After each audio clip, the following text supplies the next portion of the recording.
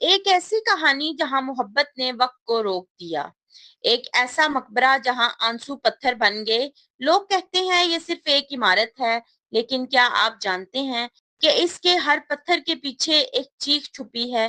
کیا شاہ جہان نے واقعی محبت میں اسے بنوایا، یا پھر یہ ایک بادشاہ کی گلڈ کا نتیجہ تھا؟ اور سب سے بڑا سوال، کیا سچ میں مزدوروں کے ہاتھ کاٹ دیے گئے تھے؟ آج ہم کھولیں گے وہ سچ جو آپ کو کہیں نہیں ملے گا۔ دوستو، آج میں آپ کو ایک ایسی کہانی سنانے جا رہی ہوں جو صرف ہسٹری نہیں ہے، یہ ایک دل توڑنے والی محبت کی کہانی ہے۔ ایک بادشاہ جو پوری دنیا جیت چکا تھا، لیکن ایک عورت کو کھو کر اس کی دنیا ہی اجڑ گئی۔